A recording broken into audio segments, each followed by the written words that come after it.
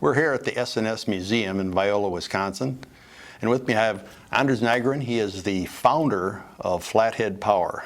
Now, as you may be aware, S&S Cycle purchased Flathead Power in 2007, but oddly enough, we didn't buy it from you, Anders. No. So, first of all, could you tell us just a little bit about how you got into doing what you did when you created the Flathead Power company? What drove you to make vintage parts? Well, first thing was trying to find vintage parts. And I mean, I blew a 90-inch flathead stroker and I couldn't get cylinders, couldn't get cases, couldn't get any parts. So I guess that started it. Parts availability, a strong motivator. Yeah. So how did you go about making these things? Oh, reverse engineering, trying to figure out how they made it in the 30s. And it's just try to get original parts and do it backwards. You know, so you'd find real stock Harley-Davidson parts, you'd make your measurements and make your patterns from those. And you made your own tooling. Yeah. Okay, because tooling for this stuff I'm sure is non-existent.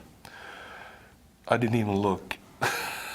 Okay. So what was the first part you made? I started with the aluminum heads for the big twin flathead, and try to figure out a way to make them, and well, I went on, figured out how to make those, and then we brought them over to the U.S. People started asking. I mean, we brought more parts over. Can you make this? Can you make that? And so, well, yeah, we can do it. So you had a pretty extensive line of parts. You were actually building engines. Yeah. Pretty much all with your parts. Flatheads, yeah. For the knuckleheads, we used cases from a little shop in Wisconsin. I don't know if you're familiar with it. I'm sure I would have heard of them. Yeah. Yeah. Okay. Yeah, we'll look them up later. Yeah. You got a phone book? Yeah, we do. Yellow pages. Yeah, under vintage motorcycle parts. Yeah, or I think it'll work with motorcycle parts only. Okay. Yeah. Very good. So during the 1990s, I knew Flathead Power as a good source of vintage parts. You know, if you wanted to parts for your knuckle or your flathead, this is a place to go. So you were in the United States during the 90s, but then how did you end up bringing the company here? I mean, doing this in Sweden, the amount of antique motorcycles in Sweden or in Europe, I mean, the U.S. was the big market back then, and it still is. So there's only one thing to do, and that was to bring it to the U.S. To actually do the manufacturing here? Yeah, yes. Okay. So how did that all come about? Oh, man. Now here's where we have to be careful.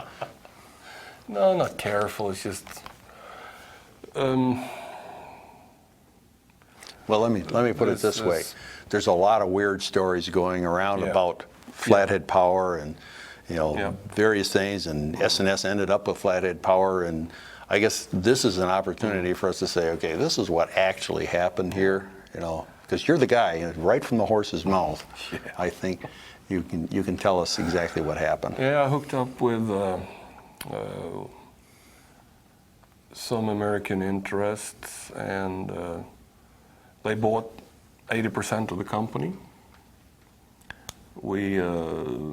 I tried to keep the castings in Sweden because I knew that we could make the parts. But everything was promised in the U.S. to have machining, marketing, and everything. And so we moved over and struggled for a year. We had no casting, no machining, barely no marketing, not where the marketing was needed.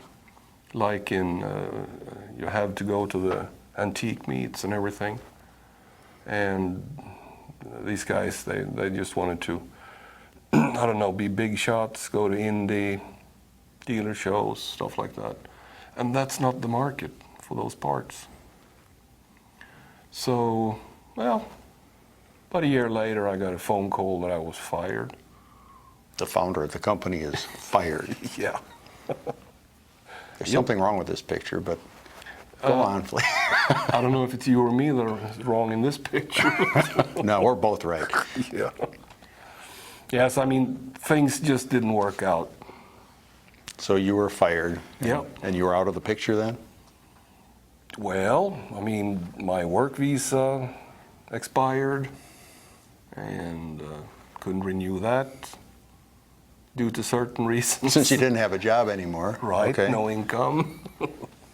Undesirable alien. Yeah, but I had a return ticket home. And so I guess I just took a couple of days. I sent my family home. We survived Katrina, but when Rita pulled in, I sent my family home. And then I just emptied the house, took everything over to Houston, and shipped it home. So, And flew home to Sweden and haven't been back since until now. well, we're glad to have you here at SNS because you know we've always known you as you know we've met you at these shows you just mentioned that weren't your markets, but I'm glad you you know cleared up what actually happened here because.